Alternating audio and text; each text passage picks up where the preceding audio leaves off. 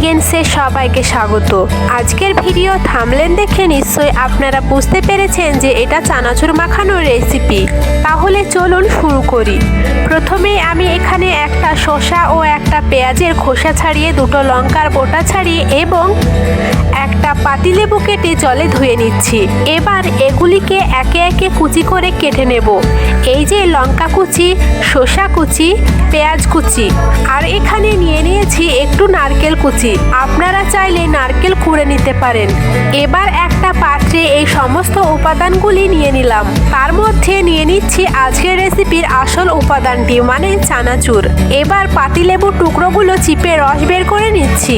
ও একটা উপাদান মিস করে গেছি, সেটি হলো মুড়ি মশলা।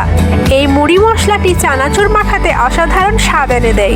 এর বদলে আপনারা আমচুর পাউডারও ব্যবহার করতে পারেন অবশ্যই।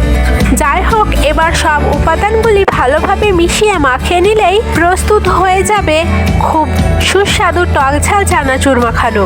এর মধ্যে ইচ্ছে হলে ধনেপাতাও দিতে পারেন। আমার কাছে ছিল না, তাই দিতে পারিনি।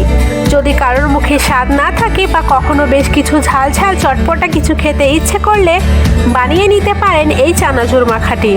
তো দর্শক বন্ধুরা, ভিডিওটি কেমন লাগলো অবশ্যই জানাবেন। আবারও ফিরে আসবো নতুন একটা ভিডিও নিয়ে।